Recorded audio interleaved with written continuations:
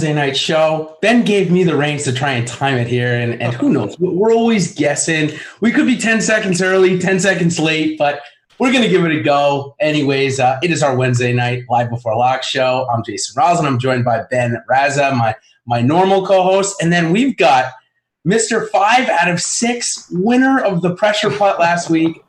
Awesome's own Alex Baker. Alex, thanks for joining us. I can't wait to talk about this lineup with you, man. It's going to be fun. It's one of the first times I've ever seen a 5 of 6 actually take it down. So what say you about that, Alex? Let's just start it right off the top. Walk us through the lineup a little bit. Yeah, I mean, the thing is, like, with this new rule of the only 65 make it, or the 65 and under, I think we're going to see a lot more of these 5 of 6 lineups that are placing high. And this tournament, it didn't have, like, that many people, which is a big reason why, I was able to place as high as I did. I got pretty lucky too because, I had a bunch of guys that finished high. I was actually leading until the very last hole, and then the guy came behind and beat me. So, you know what's funny is that you actually tied with somebody for the win, but it gets even better. The guy you tied with had 6 of 6. So it's just crazy how it unfolded. So let's talk about the lineup really quick. I have it on my screen here, so I'll just tell it really quick. We got Charles Howell, Graham McDowell, Ryan Palmer, Webb Simpson, Cam Smith, and Kyle Stanley. So you had 4 guys in the top 5, and then you throw in Charles Howell. It seems like in this lineup, and I'm looking at your other entries here in this contest, that Justin Thomas wasn't necessarily a core play for you last week. Was that more of an ownership thing, or did it just so happen that he wasn't on this specific lineup? Well, the crazy thing is, across all my entries, I had him about 60%. But as I moved up in the limits, I was expecting he would be higher and higher owned in each progressive limit. So this one was a $444 tournament. Yep. I was expecting him to be, maybe like closer to like 40-50% owned. And at that point, there was more incentive to fade, whereas in the big fields, I was going to take my chances and hope he won, because I had that as about a 15% chance. So that was like 1 in 7. Wow. So it's really interesting. Ben and I have talked about it quite a bit on this show and during our strategies, that the higher dollar buy-in you go, the higher the ownership that's projected is going to be. That's just normally how it works. And what that can do on the other side to fade. Obviously, Justin Thomas coming off of a win, and the last time he had done that, he won the tournament as well. So really interesting. Now, my next question is, what led you to Cam Smith? Because I saw him, it looks like on maybe 20%, 3 or 4 of your $400 lineups there. And he was only about 10% owned. So just trying to see the theory on Cam Smith. Yeah, that was kind of interesting. I had my list of golfers here, and I had him as about well, first of all, the Vegas odds were pretty high on him. They had him as 53-1. Yep. And that was kind of in line with my own projection, where I had him as about a minus 0.8 strokes per round, which, it didn't stand out a ton in the tournament. So it was probably more of an ownership play, just because you got to have some guys that are a little less popular. Yeah, no doubt about that. I think one of the plays that really sets you apart when I look at this lineup is that Graham McDowell play at 9.6%. He had a fantastic weekend. He was your cheapest guy in there. I believe he was 6,800.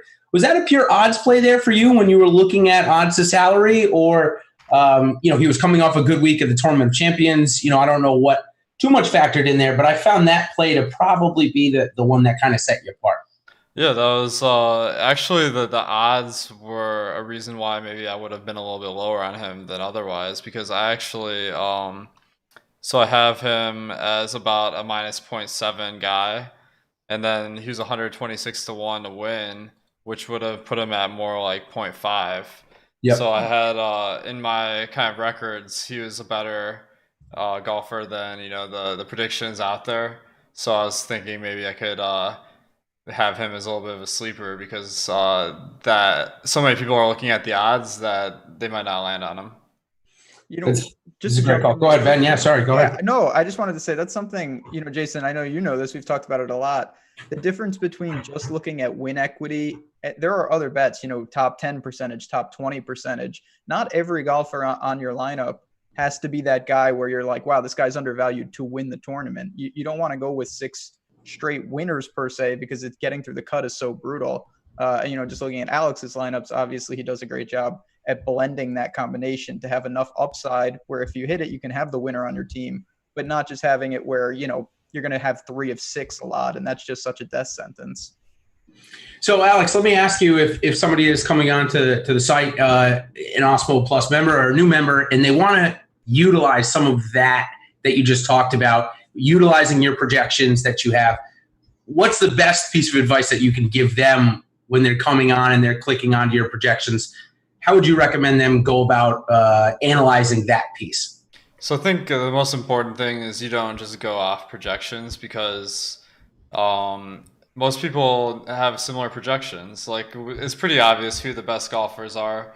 I mean, you can disagree to some certain extent, but it's usually going to be around the same rankings, and a lot of people are using the same sources to generate their lineups too. So even if they were the most accurate in the world, there's so much variance with golf that you got to look at the ownership. So it's really about combining those two elements, especially in golf, where the amount of correlation is a little bit limited, barring maybe the first or second round in the weather.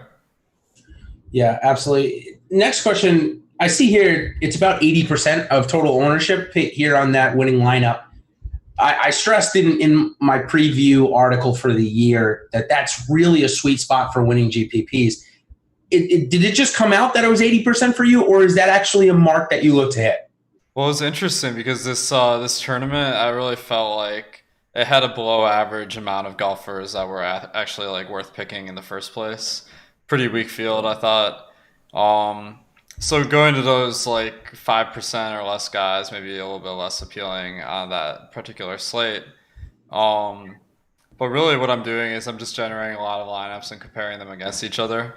So for the higher stakes lineups, I'm going more off the projections because I feel like, or when I'm comparing these lineups, I weigh the projections.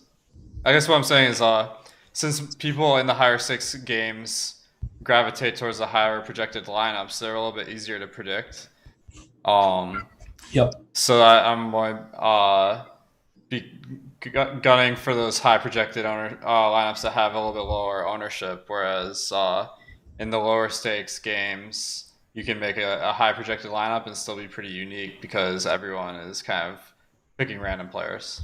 Yeah, absolutely. And I'm, again, just clicking through a couple of your lineups, and it does seem like a lot of the time you're staying away from having more than 2 guys that are 18 or 20% owned in the $400. And like you said, it's probably a little bit easier to predict the type of lineups that people will create. So that's great. So let's, before we let you get out of here and then we get our screen share up, we're moving on to the American Express this week. It's the funkiest tournament of the year. It uses 3 courses. It's a Saturday cut. I mean, it's all terrible, pretty much. I mean, for the most part. But the prize pools are the same. We were talking about that just before we came on. The prize pools are big. So what are you looking at this week? Why don't you tell us maybe 1 or 2 of your top players that you're looking at? Yeah, hang on just 1 second while I'm loading everything up here. But yeah, I mean, this is a really unusual tournament where there are 3 different courses, and I think you can gain a little bit of an edge if you can account for all that.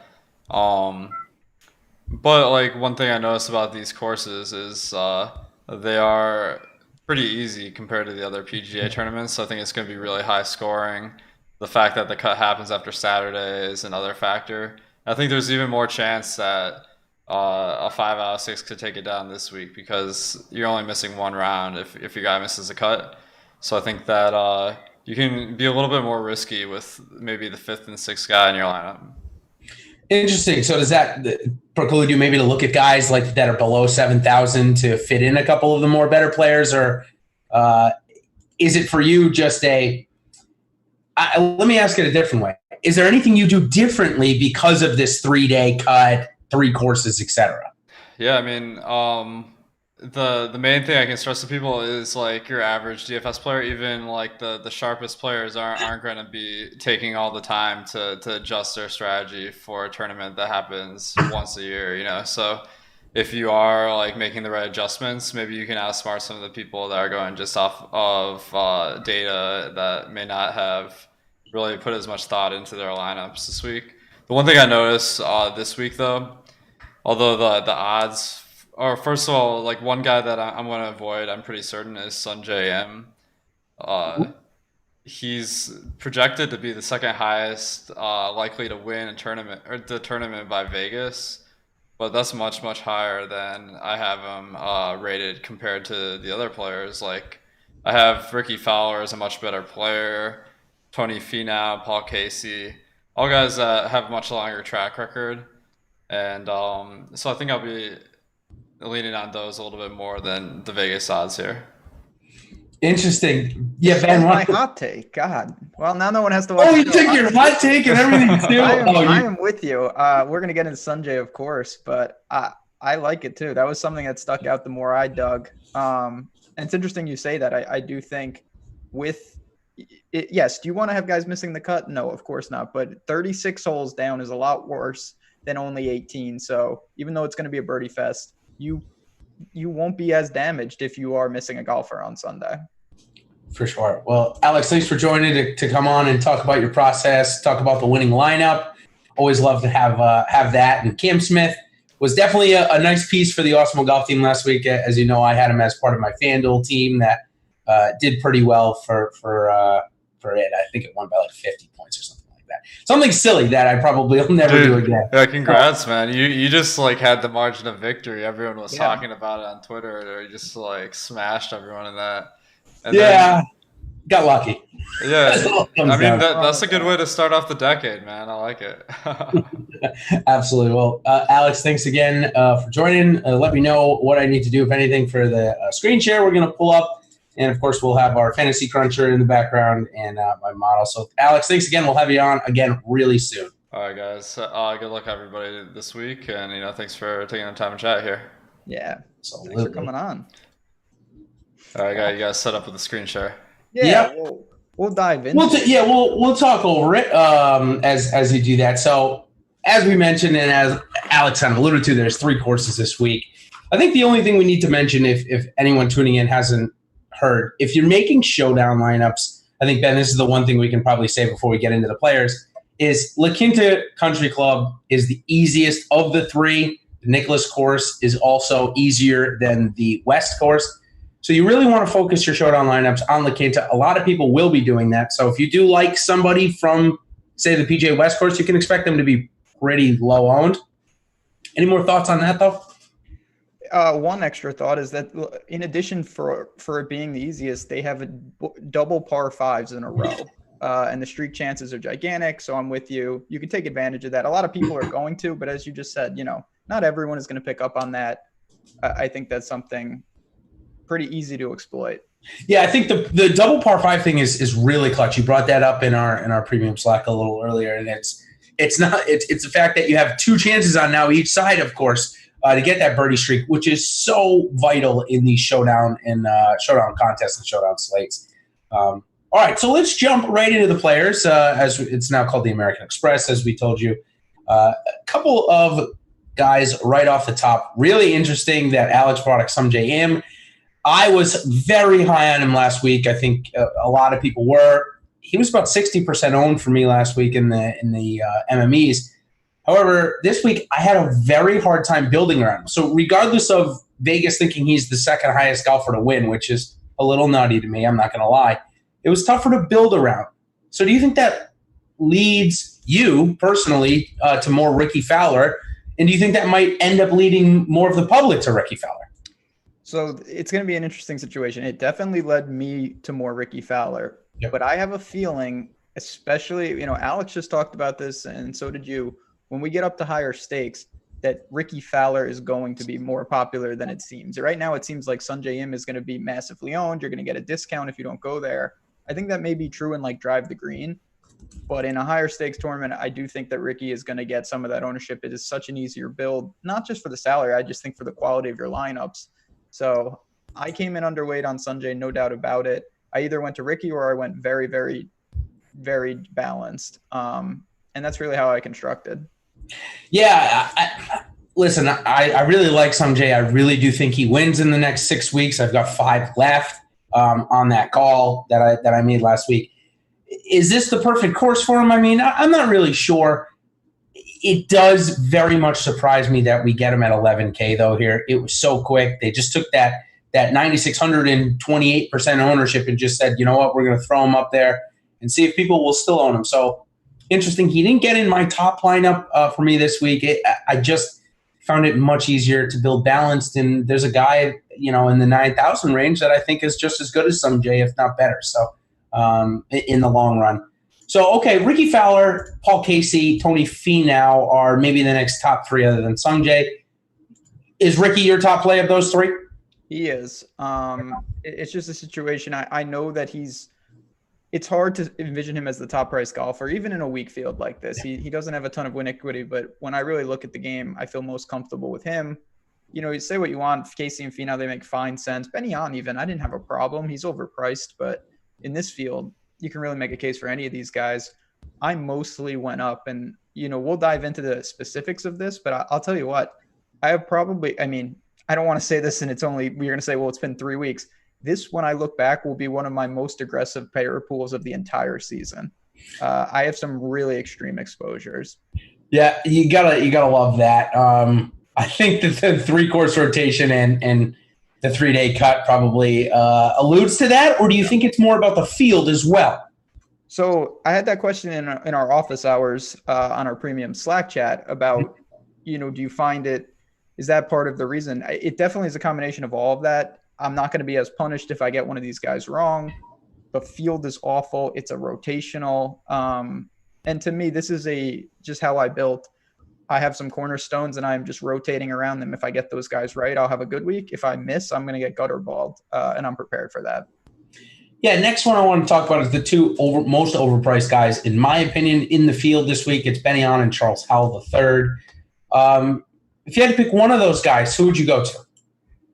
So I think I'd go to Benny On. Now, this is a guy we know he can't putt, and in a birdie fest, that could be problematic, but he's a great scrambler. He's an incredible iron player. And Charles Howell, in terms of if I was making a cash lineup, I get it. Don't mind even starting with him in cash. He did play well at the Sony. The driving was a little off, but other than that, very solid. But for me, Benny On, we haven't seen him in a bit, but other than that, I do actually like the setup here, despite being overpriced.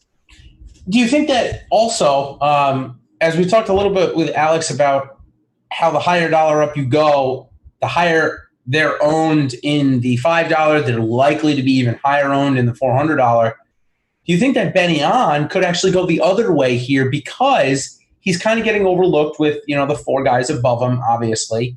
You think maybe we could get sub 10% and he could end up being a pretty good, call it against the grain type play in a higher dollar buy-in? It's certainly possible. It depends how high you go. If you talk about the pro shop where I think it's a 40-man this week or 20-man, you could ISO him. That's very possible. Now in the pressure putt, something like that, there's going to be some Benny On ownership, but you are right that you could get a discount. And there's something to be said with the lack of win equity. This is a wide open tournament. There's no doubt about it. But I think you would agree as well. You could omit all these guys and start with someone like Scotty Scheffler, start with someone like Kisner. There's a lot of options in that next range as well. Yeah, so if you're starting your lineup with these guys, this next set, maybe you can get 2, but I'm going to make you pick 1. Kisner, Horschel, and Scotty Scheffler. Looks like Scheffler is going to be the highest owned golfer on the slate. Maybe not too – to me, it's a little bit of a surprise knowing that there's somebody who's $500 cheaper that I really do think is a better long-term golfer than Scotty Scheffler. It confuses me a little bit. So I might take a little bit of a stand there and fade Scheffler and just go cheaper at 500. But we'll start with Kisner, Horschel, and Scheffler. Of those 3, is it Scotty number 1 for you, or are you leaning toward Kisner's hot irons I saw you write about earlier in the week? I'm not leaning to is Billy Ho. So we can get him out of there. It's close. Is he in both fields? Is he playing in Abu Dhabi in like 5 hours and then flying back? What's going on? Just get out of here, Billy. He's third for me. Right now on my screen, I'm looking at my ownership. I have Kisner and Scheffler at the exact same percentage. Now, I haven't finished building. Okay. But I think in terms of – it is a whole different show. But when I do my ownership, I weigh it in towards the dollars, not the exposure. You know, I know exactly. If I play a guy in my high-stakes lineup, he is way more important than a guy I may play on more lineups total. So I have more important things going on with Kisner, but I like them both. We're going to get to him. I mean, we can do it right now. I know you're talking about Wolf. I'm talking about Wolf. I love the spot for him. I agree that 9K in a field like this is a buy spot. So since he came on tour, and since Morikawa came on tour and Victor Hovland, for me it's been a play them, especially when the price seems right. There's been a couple of times. There was one time at the Zozo, I believe it was, or the other one, the CIMB, one of the Asian Tour swings where Wolf was like 8,600 in a really strong field. Like, you know, and Tiger and had all the guys that were playing over there. And he was highly owned, and he was terrible. I think he had 58 DraftKings points, one of his worst, other than the miscut. This week, though, I know he's more expensive, but look at the field. He could be the best player in the field. We don't know, and you and I have talked about this a lot with Matt Wolff. We don't know exactly where he's going to be, but we can only guess from what we've seen. A, he won a tournament already, and B, his college stuff is incredible. This guy could be the best player in the field. We know he's got more tools than Cameron Champ, who's $300 more expensive than him. Obviously, Ricky Fowler is a better golfer right now, but Matt Wolff at 9K, I'm starting a ton of lineups with him this week. He's this week's Sung Jae for me. I don't see him getting in trouble on any of these golf courses. He has a million par fives to attack. He's going to gain off the tee.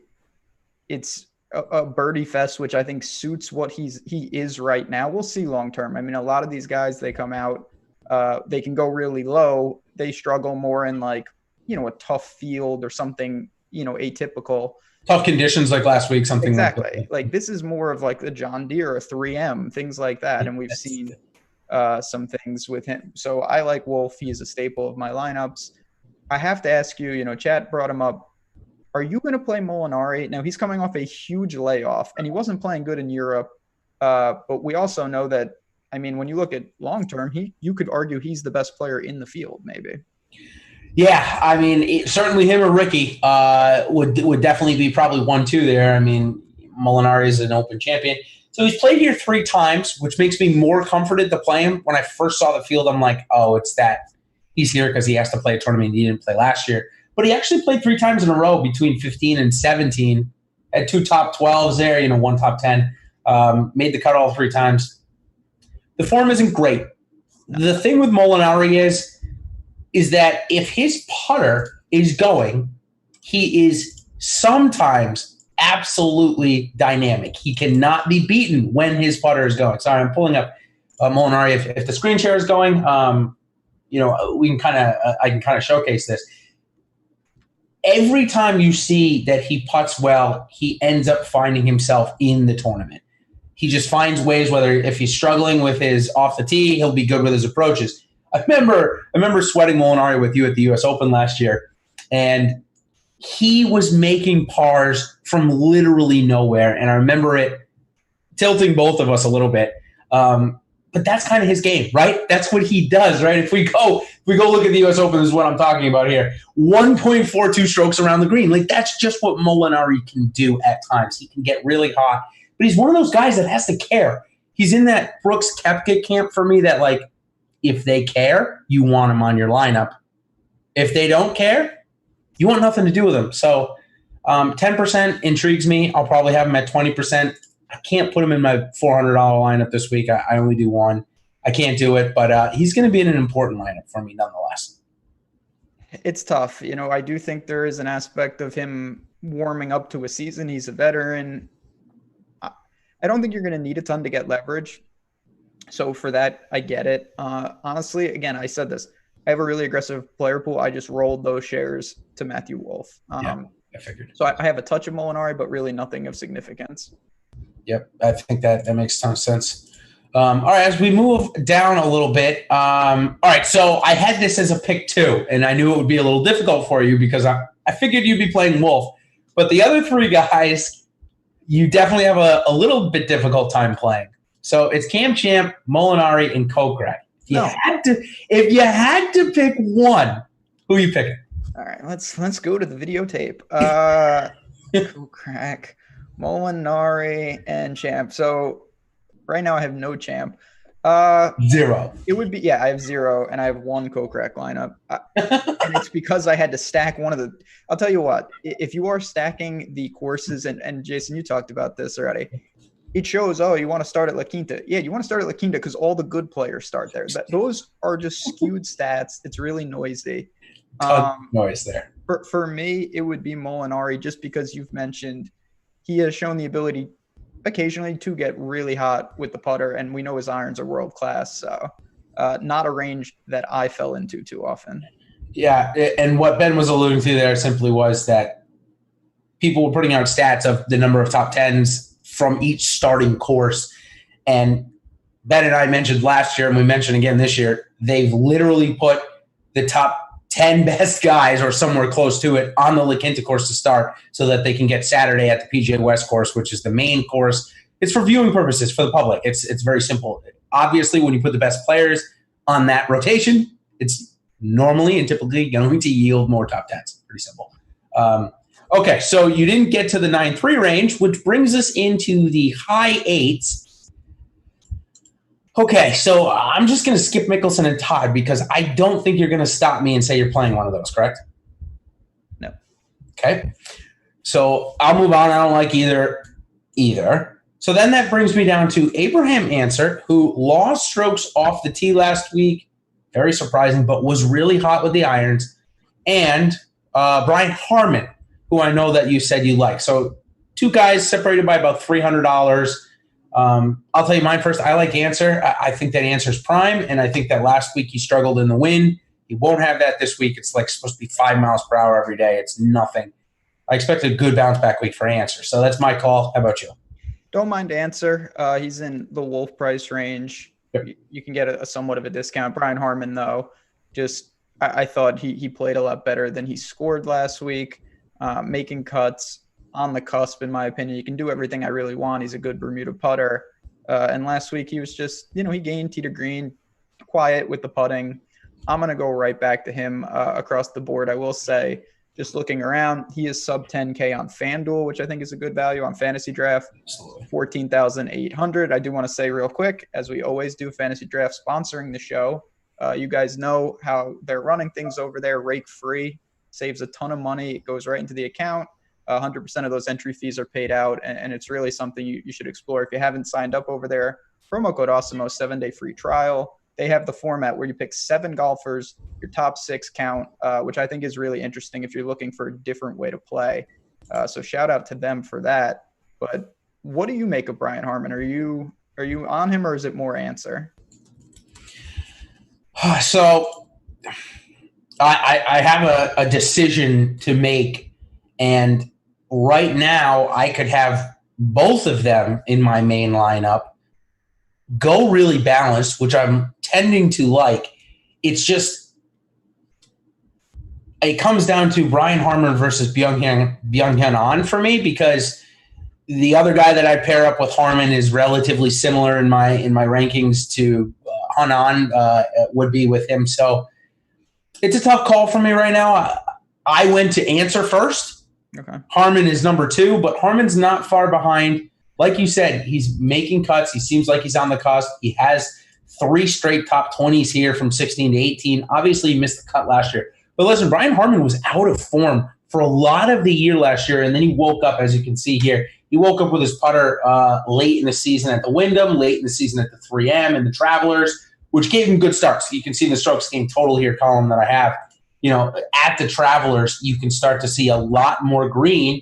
Obviously, if you scroll over here to the left, there's only 2 greens at the first part of the season. So obviously, Harman is back to the form maybe that he was when he won at Eagle Point for me a couple of years ago. He's a favorite of mine because of that. So yeah, for me, probably about a 20%, which probably is what the field's going to be in GPP. Not an overweight. because I think he gets a lot of answer ownership, and I feel like I might be able to get more leverage there. That's fair. Yeah, I don't expect him to go under the radar, and there's a couple guys, and we're gonna get to them all in a second. This mid 8K range, to me, is loaded. I have a lot of core plays coming out of this spot.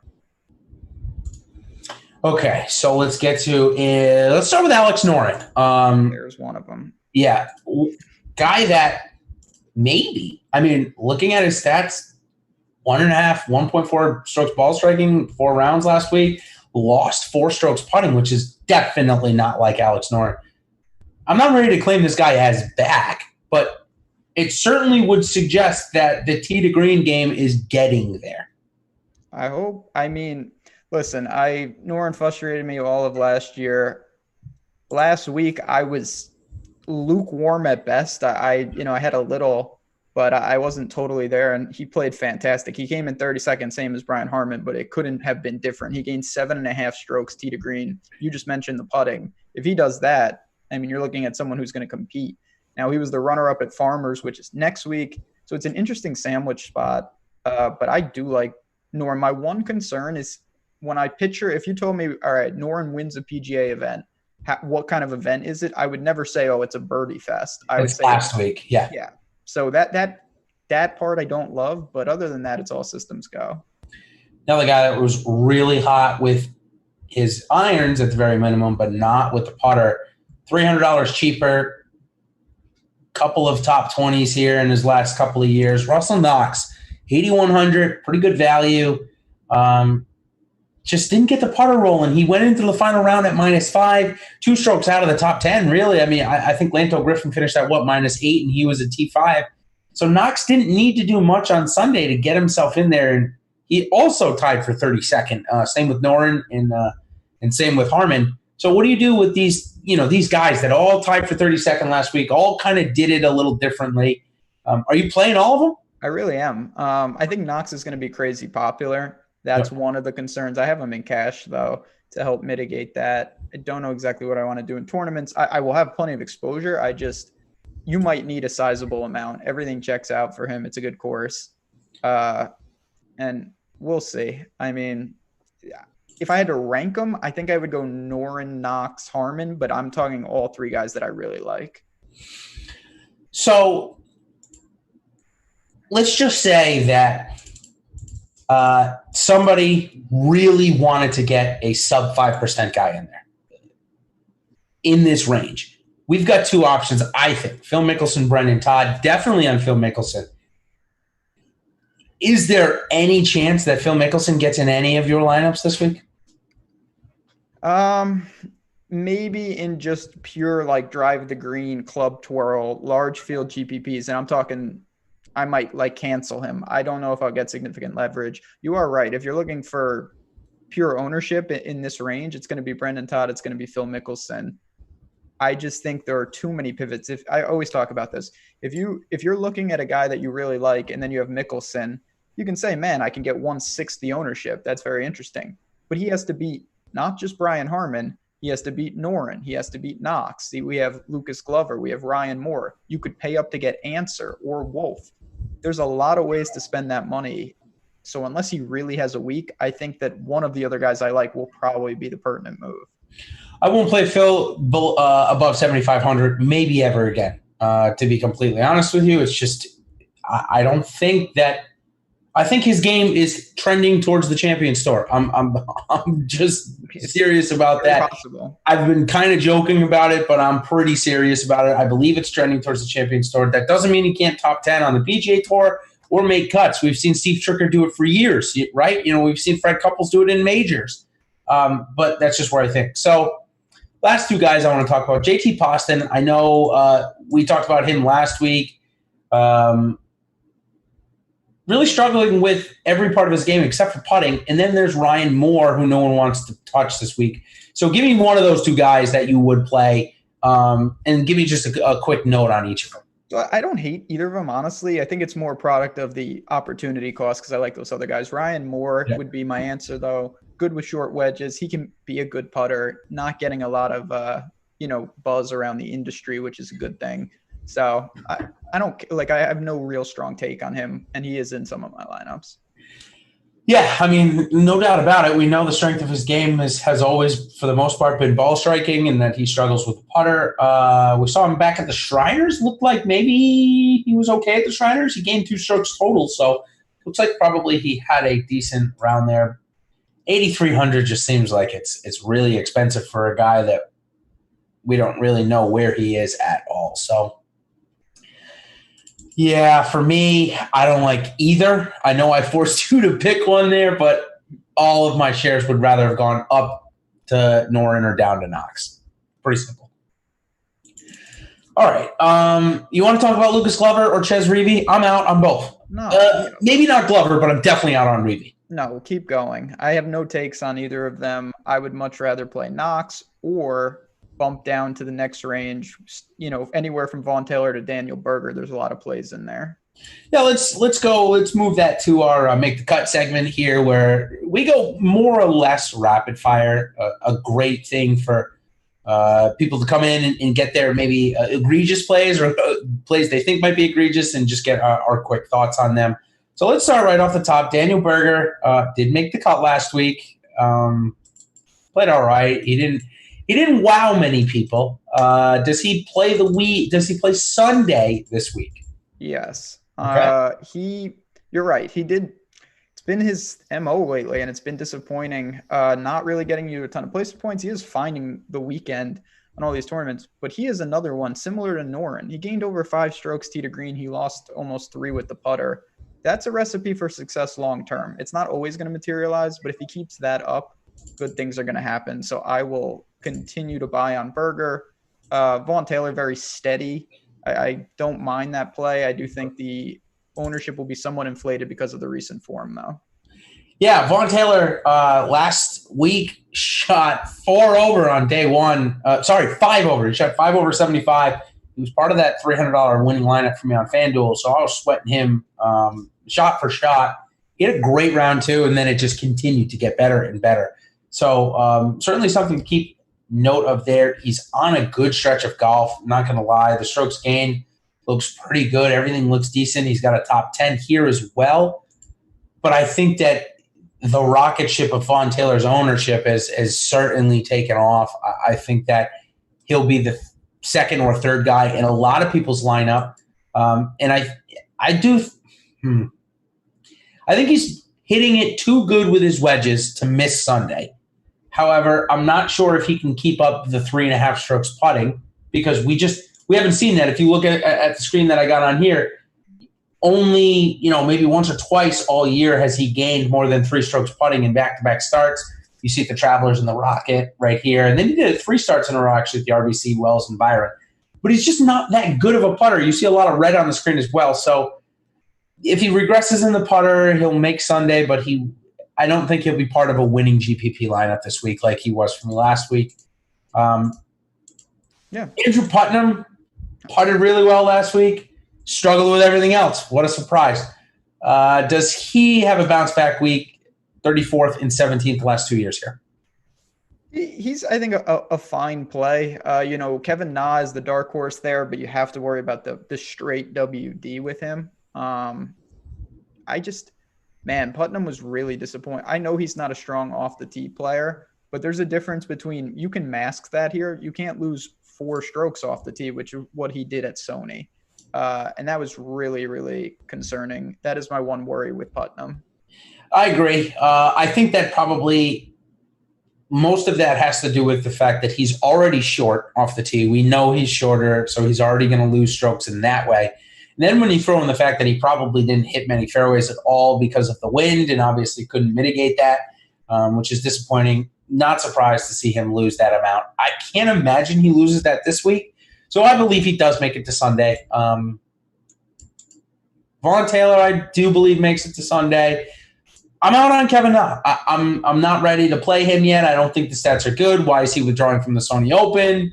A lot of stuff going on. At 7,800, I'm out. I would rather go with who I'm finally buying in on. It's been a while, but I feel like it's time now that he hasn't played for a couple of weeks and maybe people will forget how good he was playing. And and that's Harris English at 7,700. He's come down off of those kind of top price guys in a weaker field. Did you get to Harris English, or are you off the train? So I think it's fine. I'm not sure I'm going to get leverage just because I think he's going to come in north of 10%, which is fine. He was playing fantastic.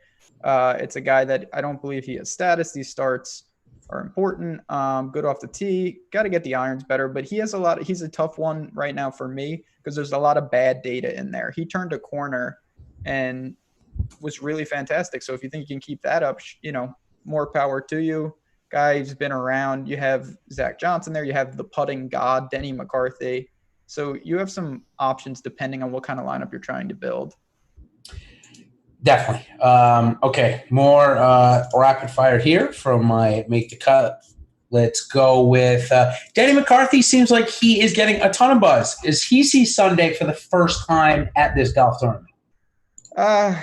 Yeah, I mean, listen. He's over 2. I don't know what to say. This is someone that consistently gains 5 strokes putting. And if you can do that, it's hard to miss. Now, it's hard to make when you gain 0 at best with the iron, so it's a trade-off. But I will say at a birdie fest, it's not that hard for me to back a guy that's literally live to, gain 10 strokes putting over 4 rounds. Brendan Steele? No, I'm not there. I rolled those shares to Berger. A, I just like to play more, and B, not that you can quantify this. I think there is something to be said about just having a tournament in your hands and blowing it on the 72nd hole. Whew, man, that was brutal. Really brutal from him. I will say, as we look at the sheet here, it was starting to get much better through that fall swing in terms of his approach game. We know that Steele relies on his ball striking. So no surprise to see him have a chance to – I shouldn't say that. It's definitely a surprise to see him have a chance to win, gaining 6 strokes putting. Of course, you're always going to have a chance, to be good in the tournament. But it was out of nowhere, 2 years that it had been since the top 10. So the DFS community loves this guy, loved him a couple of years ago when he was going through his run, when he won that back-to-back out in the Safeway. I am with you. I don't think he sees Sunday this week. The time was last week. More power to you if you did. I certainly did not. If you got to him, that's awesome. Really, I didn't see it coming. Sebastian Munoz, you can see here he actually gained total strokes, which means he missed right on the number. I think he bogeyed 18. One of those scenarios. It didn't really look good, except for putting. Maybe Munoz. Does he see Sunday? And are you playing him? I think he's fine. Again, with my condensed player pool, Aaron Wise is a core play for me. That's putting it mildly.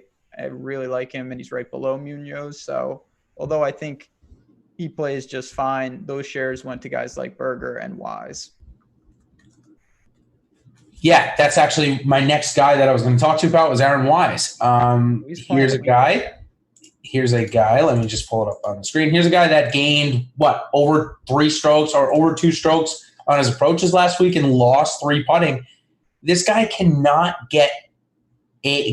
make par when he needs to make the cut. If he is coming to the 18th hole and needs a par or better to make the cut, he will not make par or better. He will make bogey or worse. What's going on with that? And are we going to not worry about that because he's got a Saturday this week? No, I'm not going to worry about that because he's going to be so far ahead on Saturday that it's not going to matter. But not going to matter, right? Okay. Listen, this is what happens with cut lines. I do think there is something to it. I don't think it's completely random, but there is an element of getting cut on the numbers. And you look at Wise and you're like, oh my God, he's playing awful. He's not playing that bad. You make a weekend, you grind a 33rd a couple times, and it looks totally different. So for me, listen, I'm either going to really be in a spot to smash with Aaron Wise or I'm going to be completely cooked. I really like the spot for him. I think the cuts, it's a lot worse on paper than it is in reality, and that's a big buy spot for me. Yeah, 3 weeks in a row where it's been literally on the number. Yeah. And then 5 tournaments ago, he scored over 120 points. Exactly. That just shows he's a winner on tour. He can take apart. He can putt, first of all, so he can go low in a birdie fest. He should gain off the tee. I don't see any problem with it. But again, I'm more aggressive than most, I think, in my opinion, when I build. Yeah, I'm with you this week. I really am. I found this to be a great spot. He won out in Trinity Forest, that municipal track out in Dallas that everybody hates, and even the PGA Tour hates it. It's going to be gone after this year. I'm not going to say that La Quinta Country Club is like Trinity Forest, but certainly the ease of it and the easiness of it and the amount of birdies that are going to be had, it definitely fits Wise's style of play, in my opinion.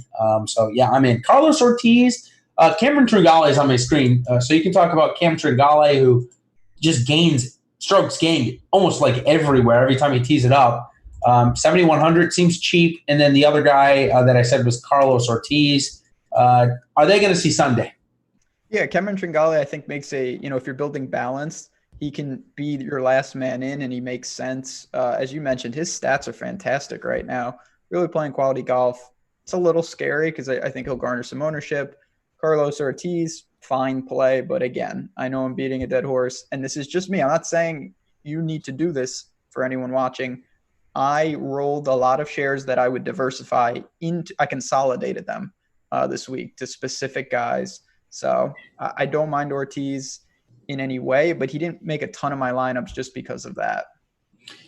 Harold Varner and Siwoo Kim at basically the same price. Yeah, I looked at both of them, and I didn't really get there. I don't know. Siwoo Kim has not been boom bust. He's just been bad. Harold Varner, though, it was interesting. You have Ryan Armour there. You have Kyle Stanley there. You have Nick Taylor there. Yeah. All of these guys, I think, garner interest. For me, actually, Nick Taylor is someone I felt pretty comfortable with. All-around game in good shape. I think it's a good fit for him. Totally agree. Nick Taylor was somebody who I didn't look at last week and who was really underpriced on FanDuel. This week, not as much, 7K on DK and 8,400 on FanDuel, so not much different. But approaches looked really good. Off the tee looked good. So, yeah, Nick Taylor definitely seems like he's in decent form. So now we'll go a little bit more rapid fire with the guys under 7K, because I know you don't stray too much down here, but we'll go rapid fire. You can stop and talk about any of them. These come from Coolers first, and then I've got a couple of my own, and there's a couple crossover as well. So Wyndham Clark, Bo Hostler, Samantha Burns, Christopher Ventura, Patrick Rogers, Cam Tringale, Brunson Burgoon, Nick Watney, Mav McNeely. Stop me when you have one you're going to play. Dear God. I do have a little Maverick. Okay, there we go. That's when I jammed Ricky and like Kisner and Wolf somehow, and then I'm playing with like 4 golfers. Let's go. Not a good situation. I'm going to pass these back to you, but I do want to say really quick, chat, we got a lot of newcomers tonight, and I love it. Some new faces in there. Guys, welcome to the stream. We really appreciate it. If you can hit the like button, it helps us out a ton. We love having guests on. Alex coming on was awesome. We're going to try to do that more. We have so many things behind the paywall, but if you can just hit that like button and subscribe, makes a huge difference. If you have questions, of course, throw them in chat. We'll get to them at the end. But of all those guys you just mentioned, maybe a little Maverick, maybe a little Brunson Burgoon. That's about it, though. All right, so I am a Wyndham Clark guy. I enjoy his style of play. Actually, I'll keep him on the screen here while we talk about him. I enjoy his style of play, which is this. It's he relies on his putter heavily. I like that because if his approaches are struggling, which you can see they are in the last 3 starts, really bad, he can sometimes make up with a putter. However, this week, he's not going to be able to get away with how bad the irons are. I'm hoping the long layoff gave him some time to go work on getting that better. Off the tee, obviously, his last start at the Shriners was really bad as well. He can bomb the ball, though. So I'm looking for the bomb and putt for this week at this price from 6,900. I like him. On that same wavelength, though, and I just made a very similar switch, was I went to Cameron Davis here instead of Wyndham Clark because I really think Cameron Davis might have found something. The third at his home event there in Australia, followed by his first top 10 on tour. We were late, I guess, because we missed the top 10 last week, but we have talked about this guy a lot. Yeah. Are you buying in yet? I wasn't late to anything. I was about 6 months early. Yeah, I was going to say, we were so early and we gave up. I gave up. I say this all the time. I died in that bunker. When he moved the cut line, that's where my Cam Davis. Yep, I know what you mean. Yep. I'm going to wait and see. I get people being interested. He played really well for me, as you know, Harry Higgs is someone that continuously gets it done for me. An eagle on the 36th hole to get into that cut line. I just love his game. He gains off the tee. Biergaard is here as a YOLO play. He's playing really poorly, though. I think you want to use caution there. Yeah, I totally agree. He seems like, it's just not great. Played okay at Houston, gained about a half a stroke. Still, it wasn't anything to be excited about, though. I'd much rather have Cameron Davis.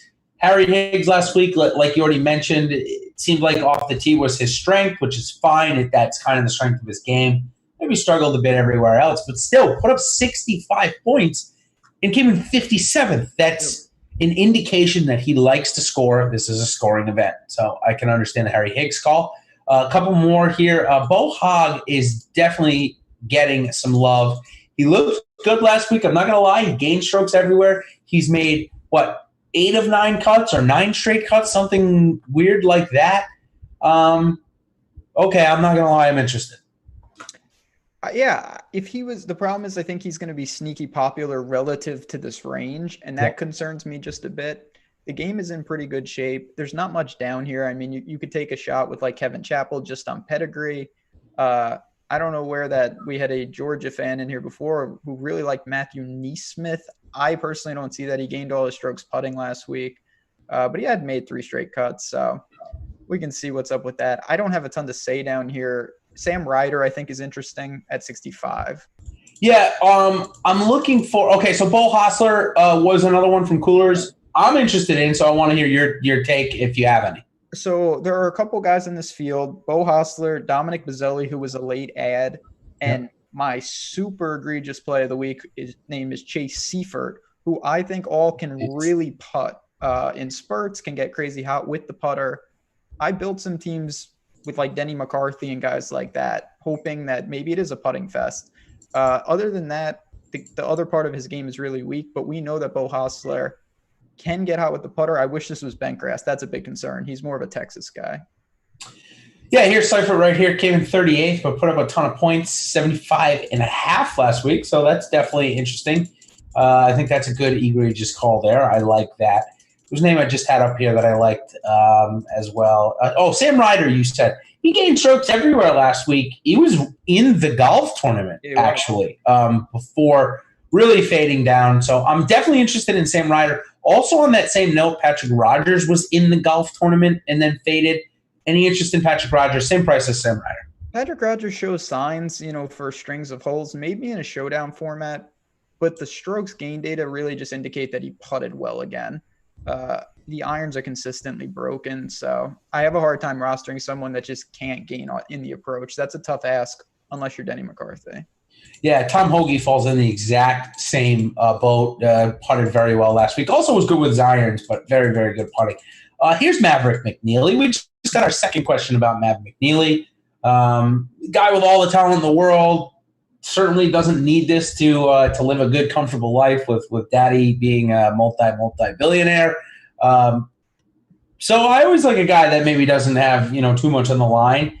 He's working with David Ledbetter now, I think, if I'm not mistaken, has been working with him for a while. So I expect something like that to pay off for a guy like McNeely eventually.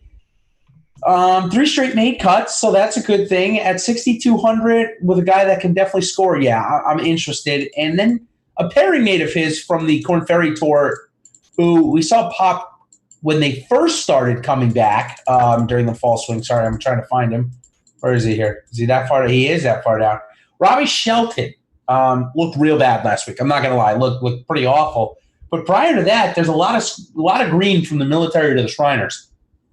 We've seen some regression now, but now we're almost min-price. Are you ready to buy back in or not quite? I'm not there. I don't know what to really make of him. He was really in a groove. Then he missed a couple cuts. Then he rebounded at OHL. He actually had his best finish was 6th.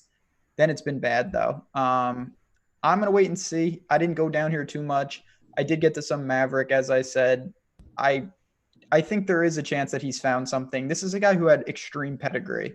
And no, it did not pan out yet, but he's a young guy. I'm willing to still buy when I jammed. And the Stars and Scrubs approach, listen, I think with 3, guaranteed 3 rounds, you do get a little benefit for being more aggressive, not just within ownership percentage, but how you construct. So If you can do that, if you see a line on some guys you like up top, I don't mind jamming stars and scrubs. Yeah, I think that's a good call. All right, you want to do hot takes before I go through the little fantasy cruncher tutorial real quick? You want to do hot takes? Sure. I mean, my hot take is easy. Aaron Wise is, to me, going to be in this golf tournament. My betting article was posted. I certainly have exposure to him there. I love him in DraftKings. I think he plays fantastic. I think it's a real good call. I think it's a great course for him. I'm big on him as well. So what do we got? Top 10, top 5? You want to put a number to it? Yeah, I mean, I'll put it like this. I bet him at 80-1. I know that's, is that going to happen? Probably not, but I think he will be in this golf tournament. Okay. Last week, yours was Harry Higgs, if I'm not mistaken. So yours was something that didn't happen. That was mine. Yeah, mine was Will Gordon.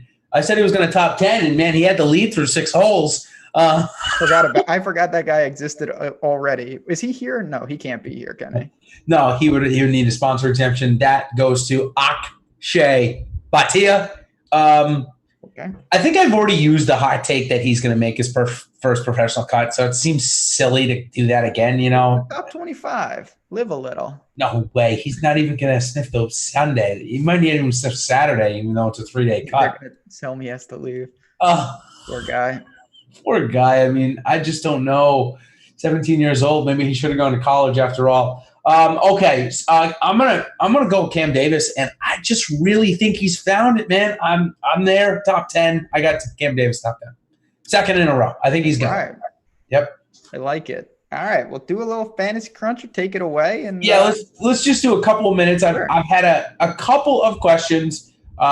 So first thing I did was I clicked advanced options. By the way, one of the things that I've talked about a lot is using 80% as a total ownership. You can obviously set that up here in the advanced options. But first, I want to talk about groups. We talked a lot about this. So if you're making showdown lineups, it's pretty easy you want to look into guys. But this is how I build lineups every single week with my course. So we talked about Matt Wolf. We talked about Wise. And I talked about Answer. I just feel like it's ready for him to do. What I want to do is I want to make sure that I've got 2 out of these 3 guys at least in every single one of my lineups, because I think that these first off, Wise presents an opportunity to save some salary. So this is a lot of the way that I'll build. I'll build out 300 lineups with this rule itself. Then, of course, what I'll do is I'll do a lot of other people ask me, what else do I do? Okay, well, first I upload my projections, which is simple. Just upload the data. And then, of course, I'll do player exposures. I actually start by putting 10% to everybody there so that I know that if I'm low on somebody, I'll be able to see it.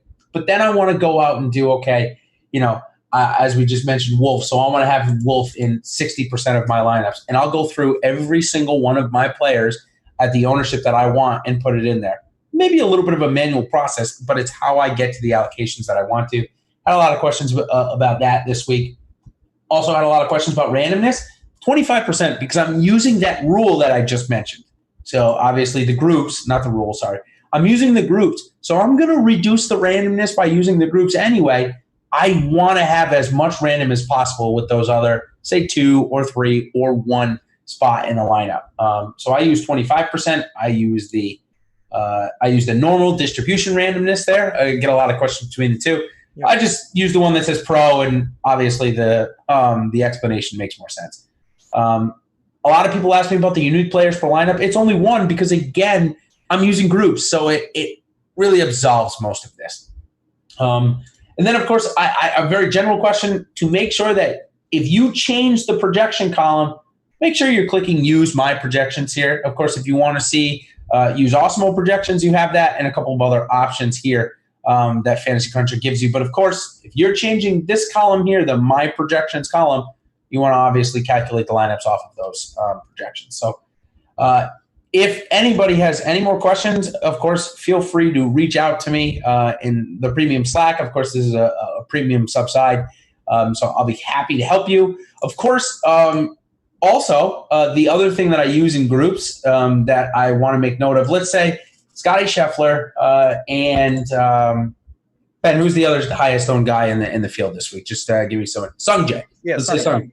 Yep. Okay, so what I want to do is these two guys I think are the most overpriced or highest hyped that I think that may, let's say I think they may underperform. I want to have at most one of those guys in the lineup. I don't want them in the same lineup at all. I think that a lot of people may go to that stack. You can use groups for that function as well. So again, reducing the randomness, also reducing people that you don't want to have together or too much of. So a lot of different tools that you can use. I know it can get a little confusing.